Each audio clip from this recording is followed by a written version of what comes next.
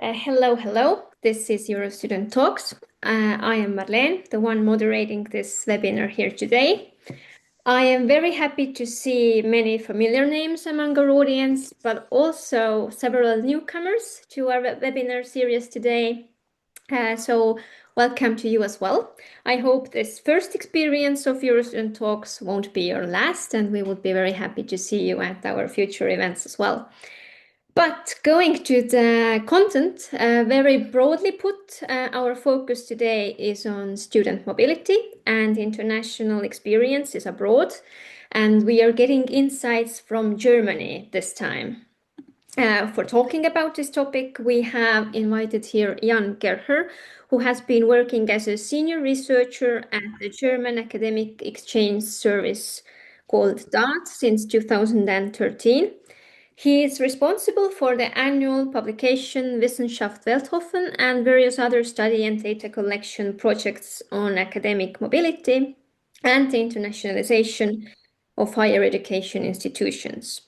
This also includes the DATS Binto survey that is conducted every 3 years and surveys students in Germany on their mobility experiences and their attitudes towards mobility. In the 2023-24 winter semester, 100,000 domestic and 20,000 international students and doctoral candidates from 132 universities in Germany took part in the survey. So today, Jan will present the findings of this very interesting survey. And after the presentation, there will be a following Q&A session, so you can join in with your comments and questions as well. Basically, if you have any comments or questions already while listening, you can post them to the chat. But after the presentation, you're very welcome to raise your hand and just notify us that you would like to comment or ask something. I think it's time to hand over to you, Jan, so please feel free. The screen is now yours. Thank you very much for the nice introduction, and hello everyone from my side too.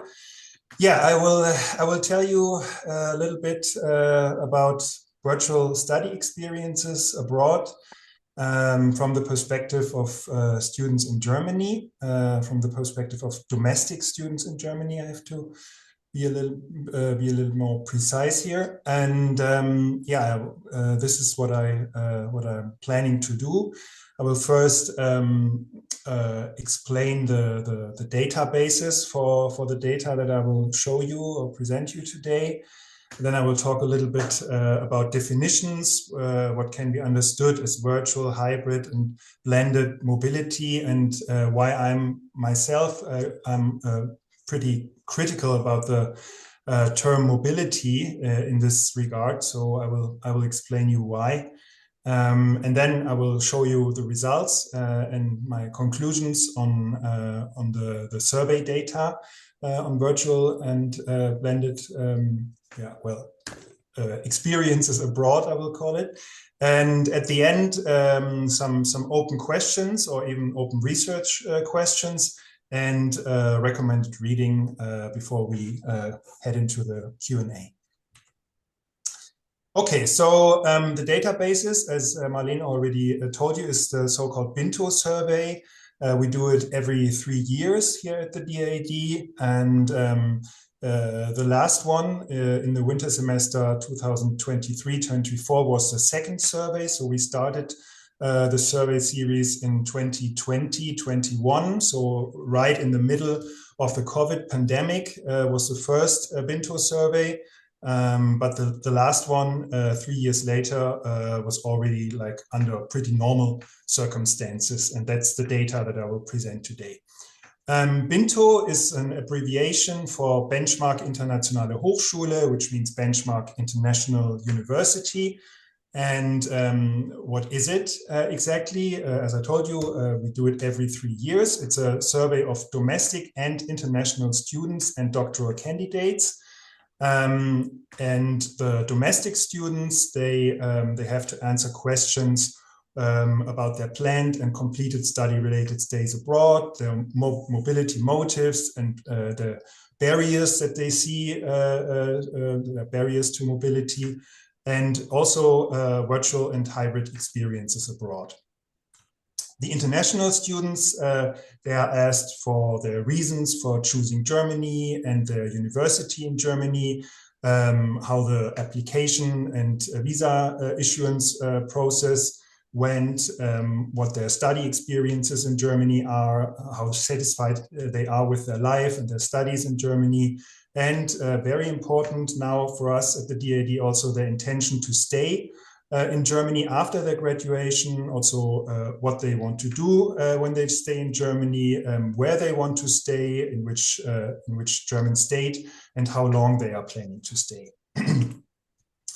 Both of these student groups also asked more questions about their specific study situation, their diversity characteristics, for example, if they have to care for children or their parents, if they have some kind of disability. Also about the internationality of their studies, of internationalization at home activities at their home university, and also for the first time in the second BINTO survey, we asked about experiences with xenophobic discrimination. That's mainly because of as you probably all know, we have a right-wing party in Germany that is becoming more and more successful, unfortunately, during the last years. And so xenophobic discrimination is also on the rise, unfortunately. And so now we started to ask students about it, not only the international students, but also the domestic students with a migration background. Okay, and how many universities took part in the survey and how many students? Like the DAD is organizing the survey, and we invite all state registered universities in Germany to participate in the survey. In the first survey, 74 universities took part, and in the second survey, 132 universities took part. And what does it mean to take part? They agree to send the invitations to the survey to their students. That's basically all they have to do. And then they take part, and they will get an individual benchmark report with the data of their own students compared to students from other similar universities. So that's also the motive for universities to take part, because then they will have the benchmark data for their own university, and then they can assess how successful they are with mobilizing students, or with how satisfied their international students are compared to international students at other similar universities. So that's the main organization principle of the whole survey. And as you can see here, universities from all over Germany took part at the second BINTO survey from all the 16 German states. And it was a mix of universities of applied sciences, and even 12 art and music colleges. And if you look at the different sizes of the universities, you can also see that we had large, medium, and small universities, or research universities, but also small, medium, and large universities of applied sciences. Also 15 technical universities, which is basically all of the technical universities that we have in Germany. Even for colleges of education, they exist only in one of the German states, so there are not so many. I think there are 6 in total, so most of them took part. And as I already mentioned, 12 art and musical colleges. So it's quite a colorful mix of different types and sizes of universities that took part.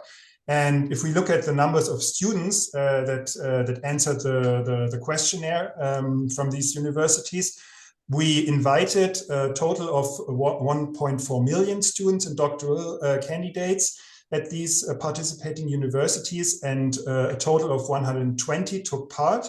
So it's a net response rate of approximately 8%, which is rather nice nowadays, because it's really hard to get students to take part in an online survey, because as you might know, students are bombarded with such kind of surveys. So we were pretty content with this response rate.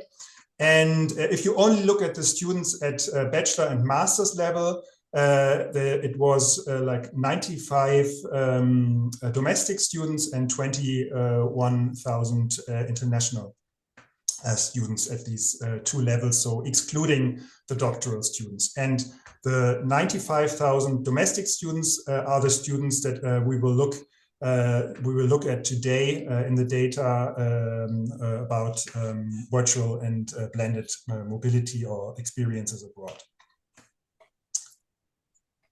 Okay, so now I will say some words about the definition of virtual and hybrid and blended mobility or experiences abroad. I looked for like kind of official definitions online, and I found two helpful definitions. One is from UNESCO. I think that's also the main definition that most publications use when they refer to virtual student mobility. The definition is it's a form of mobility that uses information and communication technologies to facilitate cross-border and or inter-institutional, academic, cultural, and experiential exchanges and collaboration, which may be credit-bearing or not for credit. I also found another definition with regards to Erasmus Plus virtual mobility from Universa in Maribor. The participation in relevant digital learning activities offered by an international partner university other than the home university.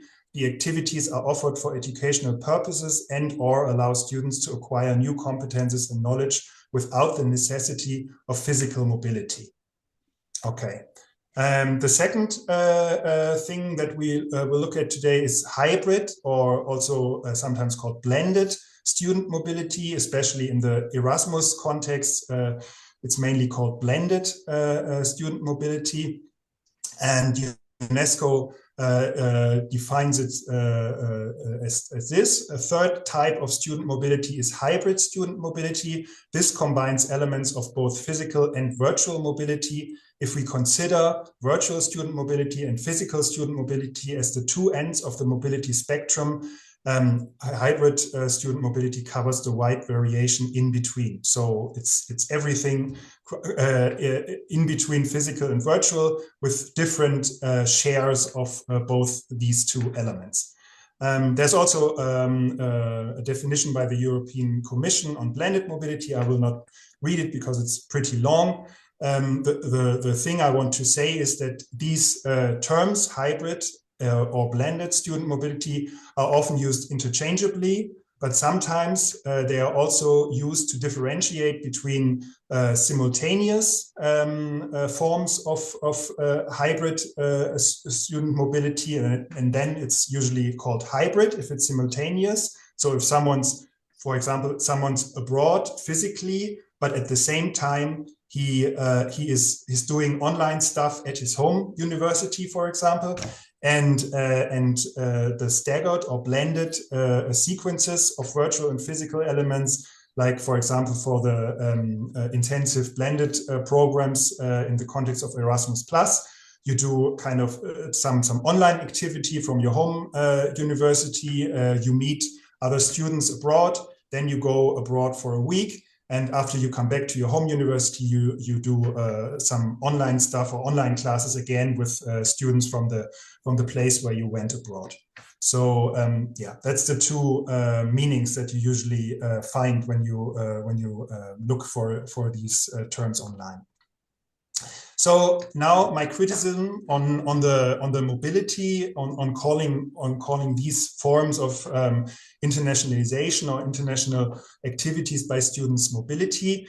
Here you see two definitions of the term academic mobility or international student mobility. And what you can see here is that both definitions include the term moving or movement. So moving to another institution inside or outside of their own country, or movement of students across borders. what my point is that the main difference between physical and virtual student mobility is the question whether students move to another country or not. So, so I don't really understand the point of calling both mobility, because if you call both mobility, you obscure the main difference between them, because for the one type of activity, you go abroad, you move, and for the other type of activity, you don't move, you don't go abroad, you stay at home. So from my perspective, it's very confusing to call both mobility. And I'm not the only person who has this criticism. Now, Marlene, you can send the first link into the chat. If you click on the link, you'll find a blog article from Piet van Hove. He's the Secretary General of the HEROES, the European University Alliance, and he also published a very critical blog article on this term of virtual student mobility. And he says in this article, I would propose to reserve the term mobility for its original meaning. Physically traveling to another country following online courses simply has nothing to do with mobility. I argue, therefore, that virtual mobility is a misleading and useless term. We don't need it. And in the end of the second paragraph, he says, let's focus instead on maximizing the impact of what we do, both face-to-face and online. And that's how I see it too, I guess. I also want to recommend a publication from the Erasmus Student Network and the European Student Union from 2022. It's called Bringing the Student Perspective to the Debate on Mobility, Virtual Exchange and Blended Learning. And here you also have a very critical view towards activities that are usually called virtual mobility. It says in the paper, these international virtual learning activities cannot be used as a discount substitute to reach mobility quotas and seen as providing a similar benefit for the participants. The international experience gained by mobile students can only be truly experienced in person. So, and they also say participants in virtual activities should not be counted as mobile students. So here, the fear is that universities or even states try to save money by kind of exchanging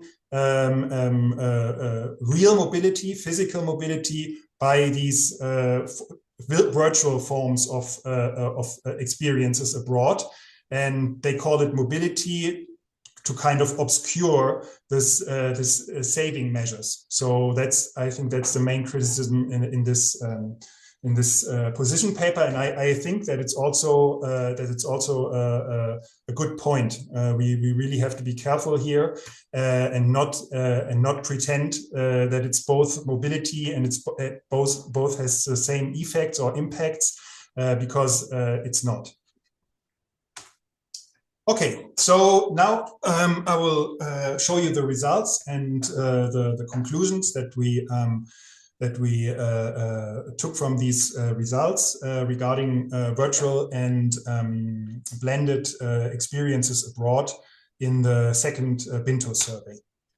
So the first question that we asked students was a kind of imaginary situation. We asked, imagine a situation in which you could have attended all lectures, seminars, and classes and taken all examinations and tests in your study-related stay abroad online and without leaving Germany. And we asked this first version of the question, the students that already went abroad physically. And then we asked, would a virtual stay abroad of this kind have been an attractive alternative to completing the stay abroad in person? And we had a second version of the question that was presented to students that didn't leave Germany yet for their studies. And here we asked, would a purely virtual stay abroad of this kind have been an attractive option for you? And we differentiated between stay for study purposes, so a study visit or a semester abroad, and a stay for a work placement to work virtual in a virtual way for a company abroad. So now my first interactive element. Please use the option for raising your hand, and the question would be, who of you thinks that at least 50%, so 50% or more, of students without prior physical study-related mobility experiences rated virtual study visits and virtual work placements as rather attractive or very attractive? So the share of students without any physical experiences abroad, do you think it's 50% or higher that says that these virtual study visits or virtual work placements are rather attractive or very attractive to them? If you think that at least 50%, so 50% or more of these students said that it's attractive or very attractive, please raise your hand. So, okay, let's see. Marlene, can you see how many? Yes, people? It's already 7 people. 7 people, okay. So still a minority. Okay, so it's 7 out of 40. 8. 8, okay. So 9. about 20-25% think that it's 50% or more of these not mobile students, and I will show you the real results. As you can see here, these are the 3 groups that we looked at. It's student with physical study-related mobility experience, so that went abroad physically, and then the two student groups without physical mobility. We differentiated between 2 groups. The one was, that's the two forms of virtual experiences. The first one is study abroad, and the second one is work placement abroad. And if we look at the students that said these are rather attractive or very attractive options for them, you see it's about a quarter of the students in these 2 groups. So the work placements abroad is a little more than a quarter of the students, and the study visits is a little less than a quarter. So much lower than 50%.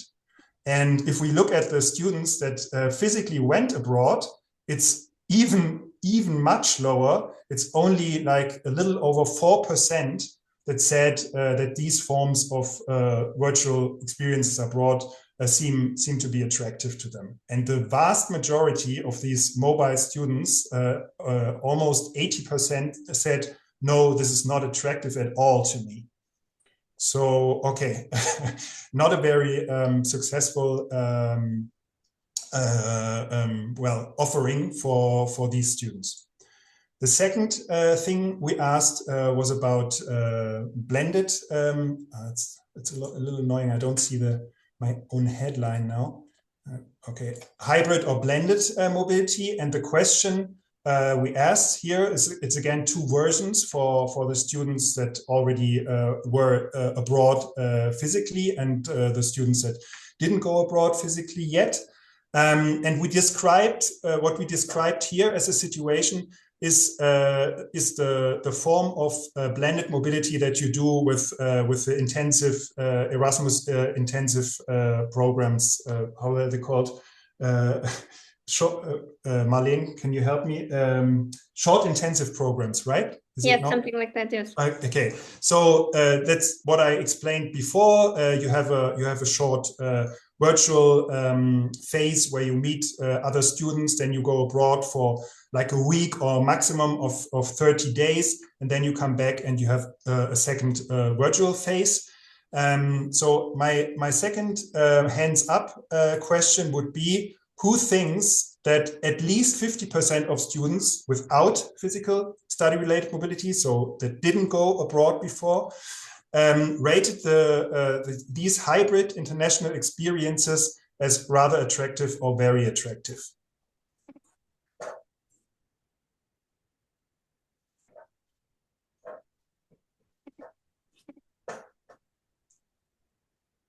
5 hands, Yeah. Now 7, I think now people are 8, afraid because it was so the percentages were so low. 9, 9 already Nine? the Oh, same okay, like nine. before. Okay, okay. So it's similar to before. So I will show you.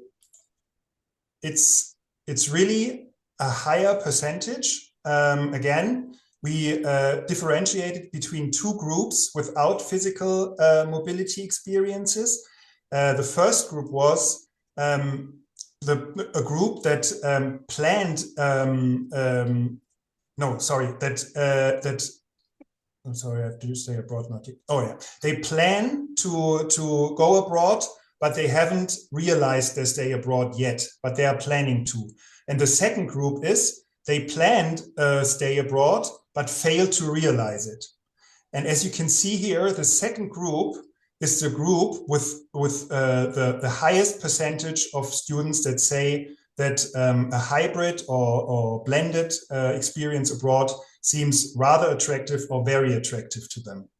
And the other group that is still planning to go abroad physically is much lower. It's about a quarter of this group that says this form of experience abroad seems attractive to them.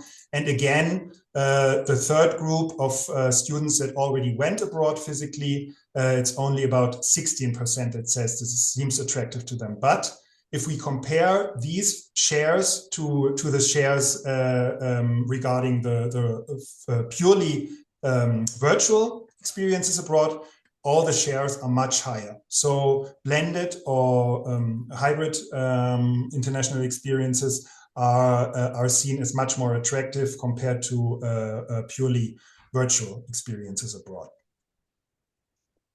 Okay, so the next question was, in your view, what are the most important reasons for undertaking a study-related stay abroad in such a virtual form? So it only relates to purely virtual experiences abroad now, not to hybrid or blended experiences abroad. And we forced the students to only choose up to 3 reasons out of a long list of possible reasons. They were only allowed to choose up to 3 reasons. We wanted them to really choose the most important ones and not to say, oh yeah, all of this is important to me. So they were only allowed to choose 3 of these reasons. And as you can see here, the highest share of students agreed to these upper 3 reasons. It's lower cost, no separation from friends, family, partner, social circle in Germany, and it's much easier to organize.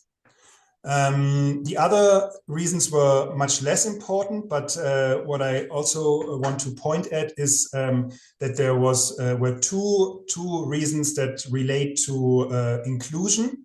It's first childcare or care for relatives, and the second one physical disabilities or accessibility issues.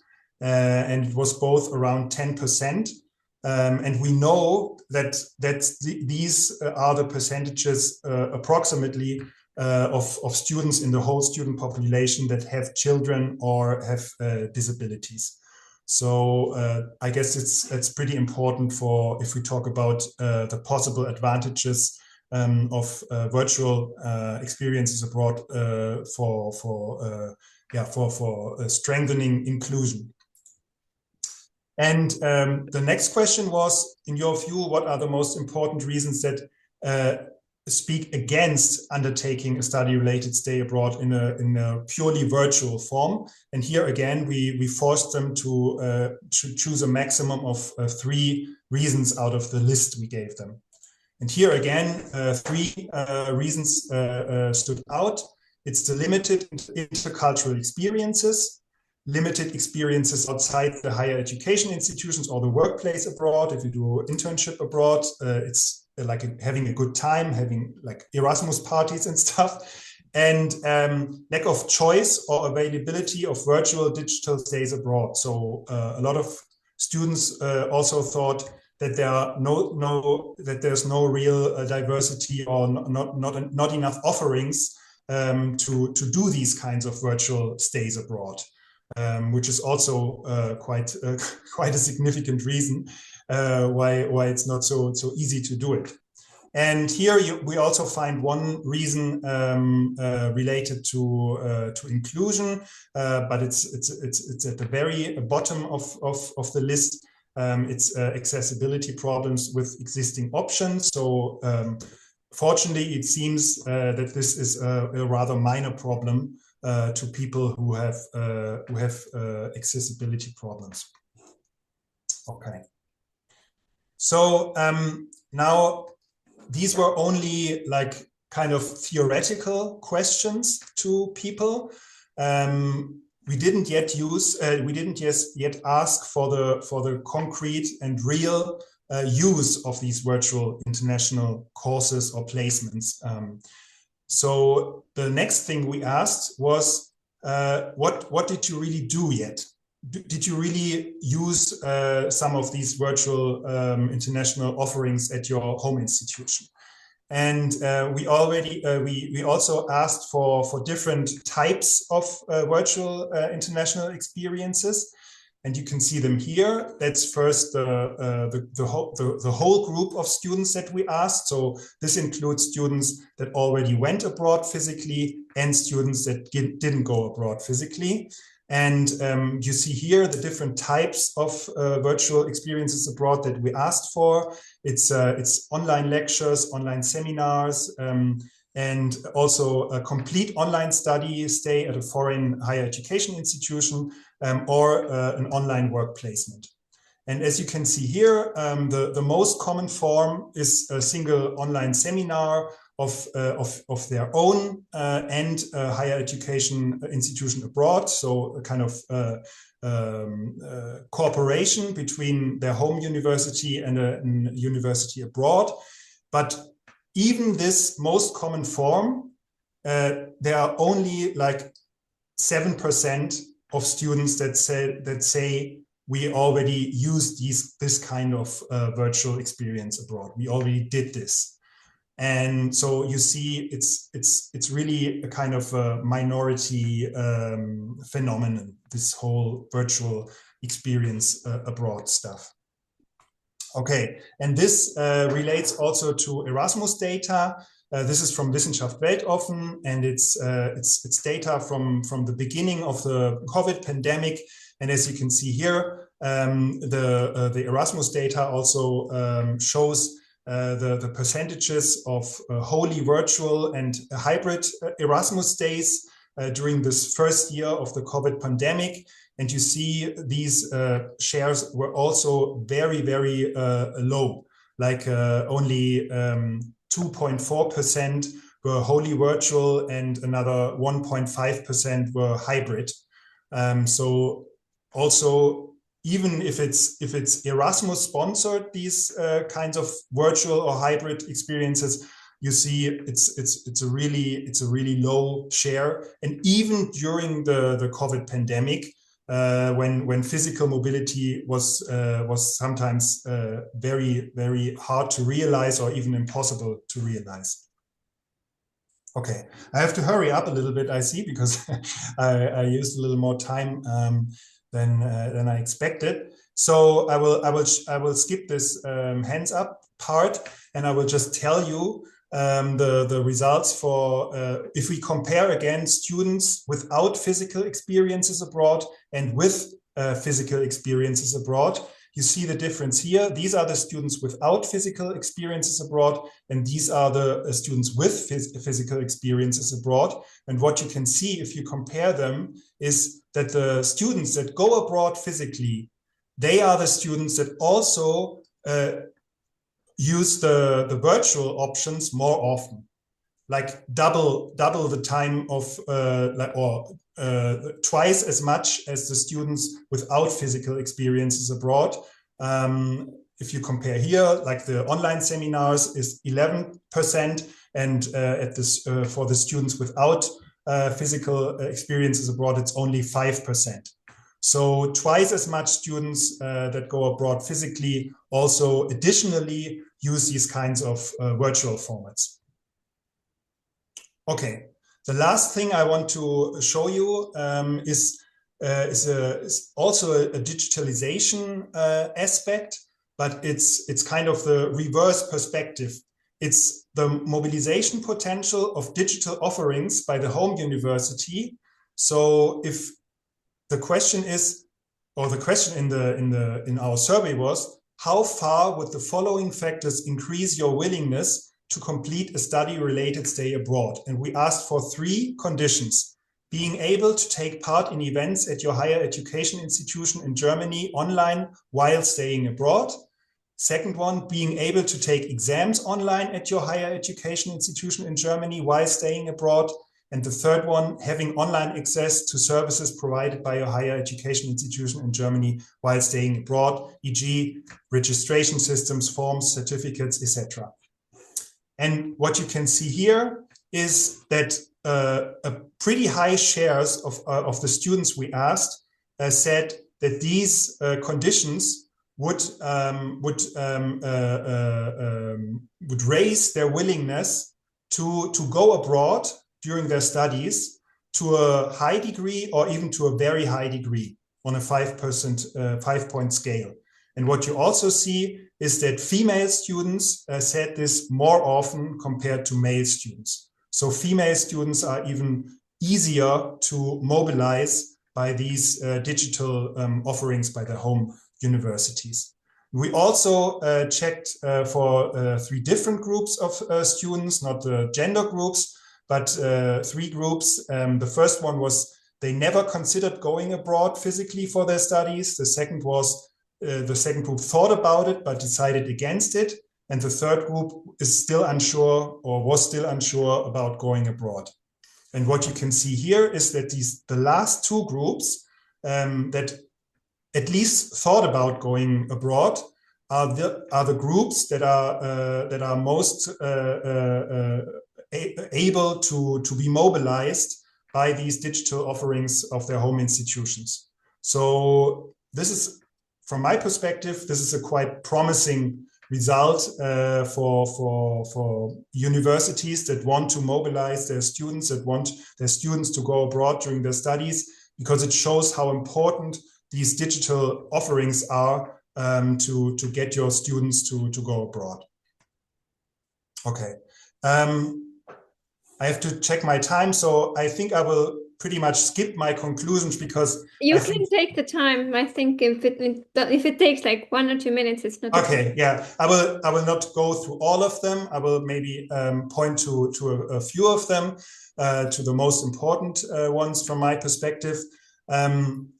So one is the third point here is pretty important, I think. Students who planned a physical study-related stay abroad but failed to realize it, they are the ones that rate hybrid or blended experiences abroad most positively. So I think this is a really important target group for universities that want to get their students to go abroad. They should look for these students that plan to go physically, but there were some reasons that they couldn't realize their planned stays abroad. So these are the students that you could target for these kinds of virtual or blended experience abroad, from my perspective. And but you also have to realize that all these virtual and blended and hybrid experiences, at least at the moment, are still minority project. So you won't be able to mobilize or to get students to do international experiences with the help of these virtual offerings. Like you won't reach like over 50% or something like this. You will still only reach a small minority group of students. And the most annoying thing about it is that most of the students that you will reach with these virtual offerings are students that also go abroad physically. So it's really, really hard to raise the share of students that gain international experiences with these kinds of measures, because it's a very, very small group of students that you reach that you wouldn't have reached with physical mobility. So I think that's probably the main finding and the most frustrating finding about this data also. Okay, the open questions from my perspective are regarding the impact of these virtual forms of experiences. What are the differences in the impact of physical student mobility and virtual experiences abroad on the micro and macro level?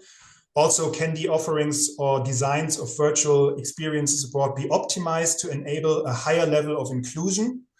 And also, do we want more virtual experiences abroad, even if that will mean less physical student mobility?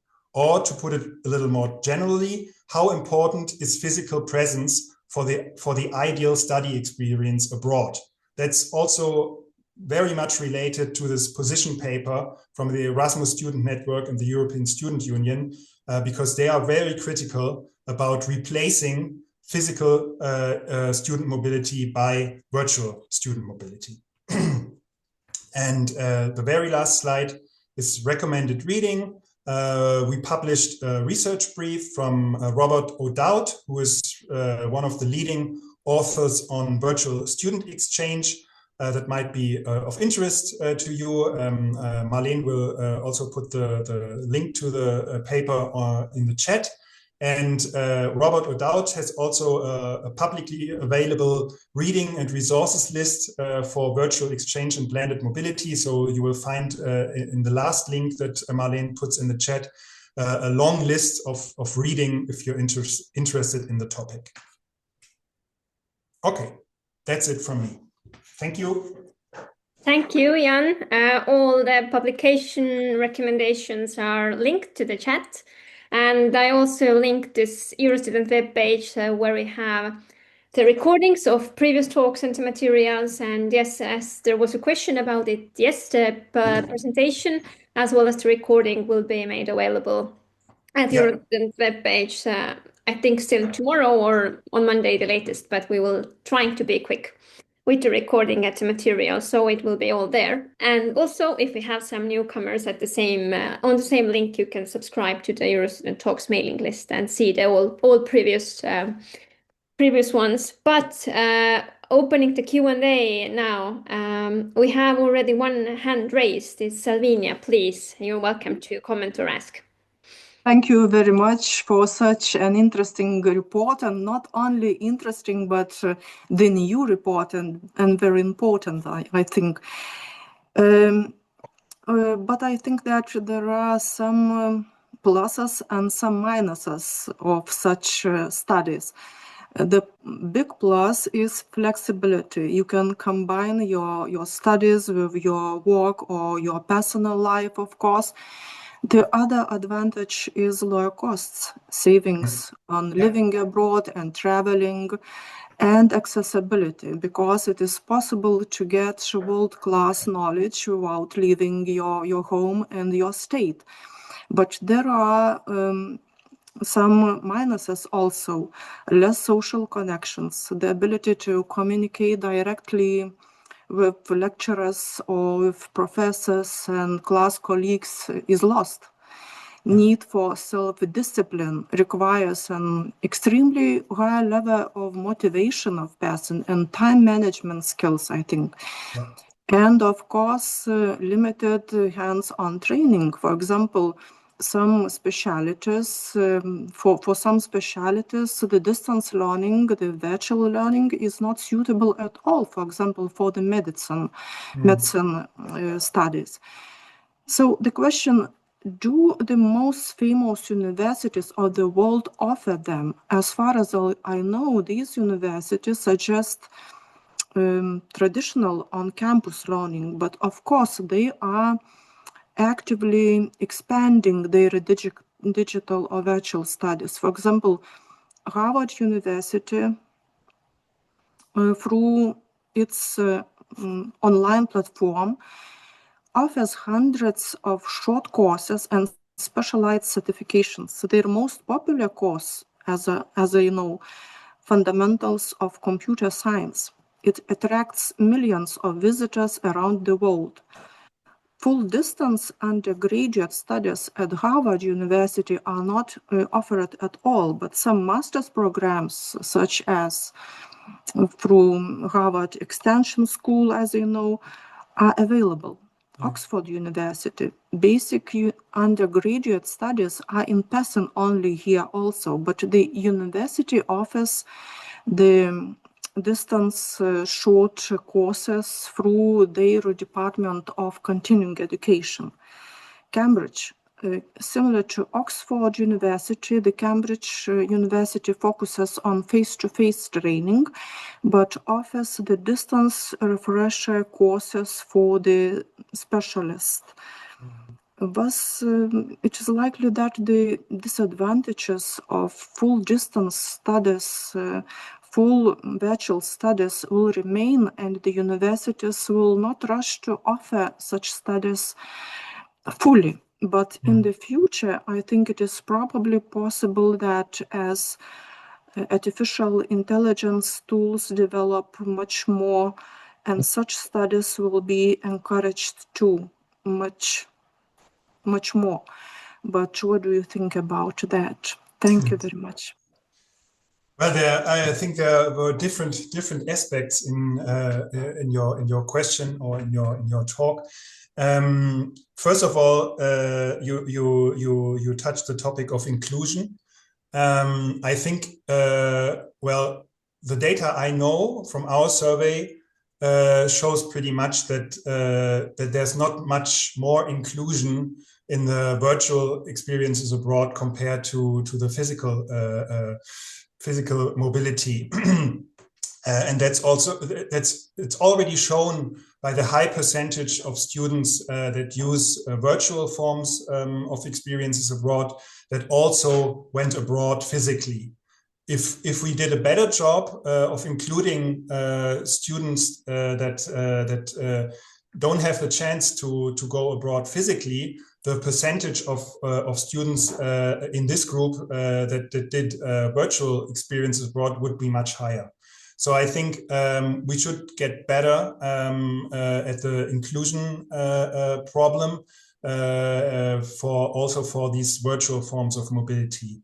That's the first thing. And the other aspect that you touched, I think, is, from my perspective, is the difference between taking classes online in a kind of passive way, like looking at recordings of lectures from very well-known universities abroad, like Harvard or Cambridge, and but for me, this is not really virtual mobility or virtual experiences abroad, because for me, a real like international experiences abroad includes the exchange with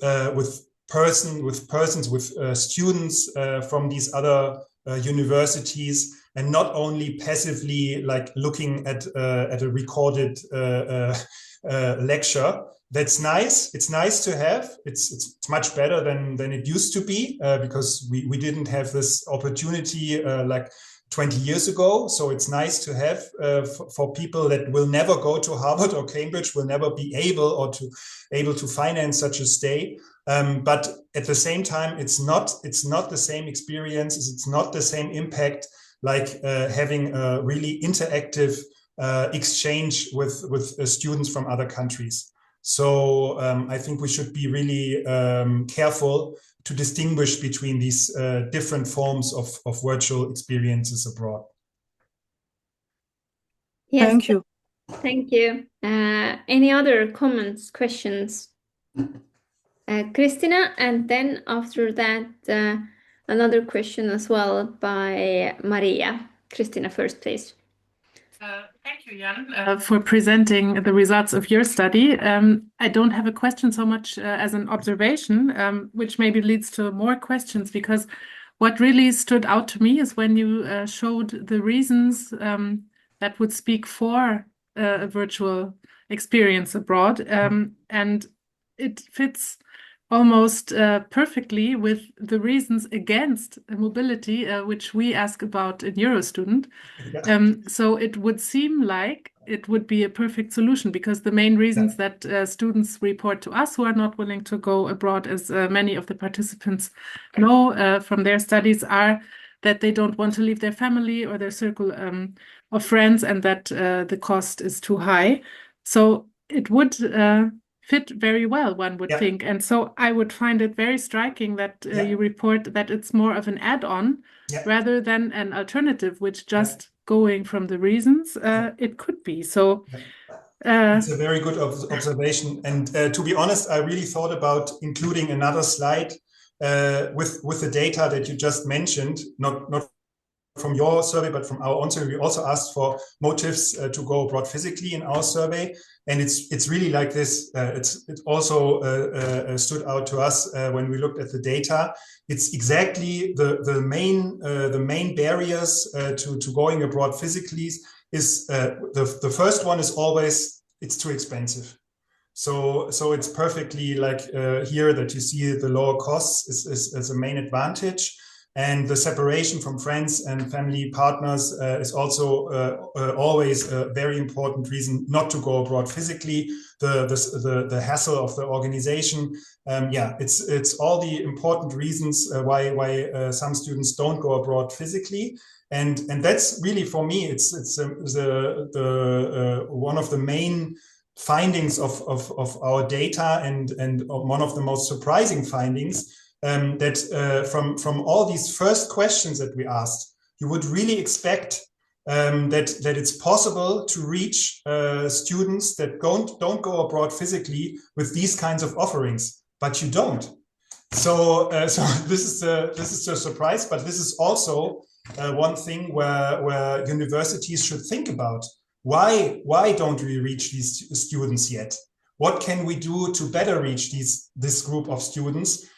So that it's really a measure of higher inclusion of students that we don't reach with physical mobility. I think we are doing wrong here somewhere, and I don't have the answer what we are doing wrong here. Maybe it's the kind of communication that we use to reach these students. Maybe we have to think about different forms of communication to reach this other group. But maybe someone else in the audience has an idea why it doesn't happen yet, at least in Germany. I don't know if it's different for other countries, but in Germany, it's pretty obvious that we are not very successful in reaching this non-mobiles group of students. Yes, thank you, Christina, for your comment, and also Jan for your reply. Maria, then your comment or question. Hello, everybody. Jan, thank you so much for this presentation. It was very interesting to observe the actual statistical data on this phenomenon. And I think my question connects well to your observation that non-mobile students are very difficult to reach and have a certain uptake from them so that they could take part in virtual mobility formats. And as I see it, it could be the very discourse around this phenomenon. Like, it could be that treating virtual mobility as unreal, both in wider discourse and in the study design as well, because you're repeatedly treating virtual stays abroad, real mobility, as if these two things are opposed to each other, whether this could be a part of the problem. Because, of course, students, they talk about the price, but for them, it is also about investing time, investing effort. And if they think that virtual mobility formats are much worse, or not worthy ones, not real mobility, they don't have any internal incentive to actually participate. And I think it is quite well observed phenomenon in the field, like this idea that these two are too juxtaposed against each other. And for instance, for the latest report on European University Association, they are proposing to term both phenomenon as learning mobility, to kind of like shift the focus from the virtual forward. And through that, to decrease the symbolic pressure on participation patterns. Like, this is physical mobility, it is real one, this is virtual one, it is not real one, and whether it could give any difference in a longer term. That's Because really I interesting. think it is a lot about uptake. Yeah, yeah. That's a really interesting thought, and I agree. I think I would agree. It's a little funny because I criticize the term mobility, and you you criticize the other half of the term, the virtual. Yeah, I'm also wondering, what do you think? Do you think it's helpful to use the term mobility to reach these kind of people? Like you should suggest that maybe we should use the term a learning mobility, which would include the term mobility. So do you think it's better to use the term mobility, or could it also be a disadvantage for reaching these students? Oh, that's a very good question. I've spent 4 years of my life trying to decipher. So, as I see it, if you use, if you drop the term mobility entirely, I don't think it would reflect the phenomenon and the experiences that students undergo, because you kind of like noted that the two phenomenon are interlinked, physical and virtual ones. And the thing is that with physical mobility, especially within European Union and Erasmus, there is a lot of educational tourism going on when students travel to another country, not for the learning purposes, but for the purposes of travel and fun of travel. So they kind of like, sometimes they don't even want to study. All they want to do is just travel and enjoy their youthful freedom, which is a great thing, and they obviously should. But I think for virtual formats, if we stress the other side of it, that it is learning. No, it is not about travel. No, it is not about fun. It is actual learning, improving. You could actually reach these audiences much more, because especially underprivileged students, they often have to play their own serious game, so to say. They are quite strategic in their choices, but they have to see these choices as legit. That's true. That's a really good point. It's also a new aspect to me. So thank you very much. I think that's it's really important to acknowledge. Yeah. Thank you. Thank you. There was also one comment in the chat about study programs and how different degrees are designed so that they keep mobility in mind, that these might also be the barriers, that study programs are not too supportive. But yeah, that's true. Also, yeah, if the basic question, if something like these intensive programs, Erasmus trips, are offered in your program, it's well, it's not your decision. It's the decision of your university or the faculty that organizes your program, if they include such virtual or hybrid opportunities in your program. So it's not up to you. I think that's also a big difference between physical mobility, where it's always up to you to decide if you do it or not, because you can do it in almost every program. Maybe for some programs it's harder, like you already mentioned, for medicine or also for teaching degrees. It's harder to go abroad because it's harder to get your credits transferred to your home university. But still, if you want to do it, you can do it. It's your own decision. But for these virtual and especially the hybrid virtual offerings, it's mainly not up to you. it's if your program offers such opportunities, and that's also, I think, a problem. It's also a big problem for inclusion. Yes, thank you everyone for the questions and comments. To wrap it up, Jan, my final question to you would be that if you think, let's say, in 7 or 10 years perspective, do you expect these hybrid and virtual experiences abroad still remain marginal, or could it somehow structurally totally be reshaped how we define international study experiences in higher education? I don't think that it will change a lot or will have changed a lot in 10 years or 15 years time. I don't think so, because if you look at the COVID pandemic, it was a really exceptional circumstance. And even during these very exceptional circumstances, all these kinds of experiences remained a small minority phenomenon. So I think under normal circumstances, this won't be a kind of a mass phenomenon of 50% or more students taking part in these kinds of experiences. But I think it will kind of stabilize at around, maybe if you see it positive, maybe like 10 or 15% of the students. It will be a normal option in more and more study programs. That's what I hope, at least. And it will get easier and easier to do it. Also, hopefully, not only for the students themselves, but also for the universities. Because what I hear from universities about these intensive Erasmus stays is that they are a lot of work for the universities themselves to organize them. And that's why only so few students are able to do them, because for the universities, it's too much work to do it in a broader scale.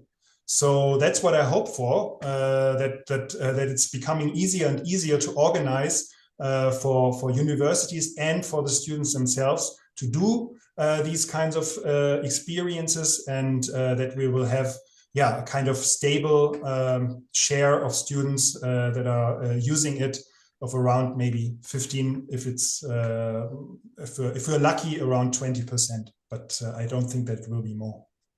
Yes, very final one provoking question. If policymakers want to increase the participation rates of international student mobility, what would you say? Should they invest more in financial support for physical mobility, or in scaling high-quality virtual or hybrid programs? Both. And, well, you always have to see that if you manage to get people into doing these virtual or hybrid forms of international experiences, I think for a lot of students it will be the first experience, international experience, but not their last. Because what we see in all our data is, once a student goes abroad in whatever kind of form, he will do it again. He or she will do it again.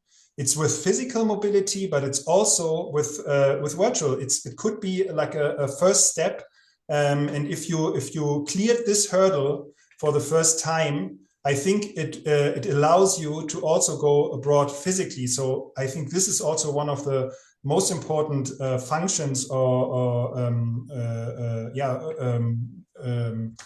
also potentials of these kinds of experiences, that it will lead to more people that can imagine to go abroad physically, because they already did this virtual form of experiences abroad.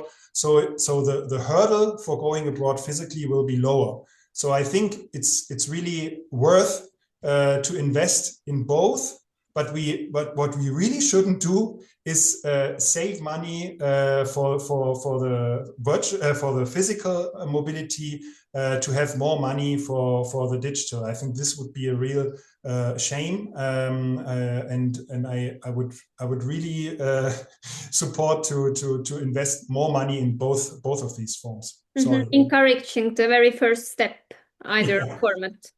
Thank you, Jan, very much. It has been a very, very nice experience to hear about your findings and insights from Germany, and thanks to all our listeners as well for your comments and questions. I hope we can see many of you at our future events as well. And talking about future, you can already save the date. It will be the 12th of March.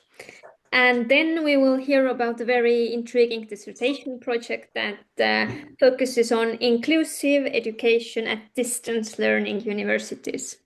So 12th of March, and then you can see the updates and information about the upcoming talks either via our webpage, mailing list, or Blue Sky account. So thank you, everyone, and have a nice day. Thank you for having me. Bye. Thank you, Jan. Bye. Bye-bye.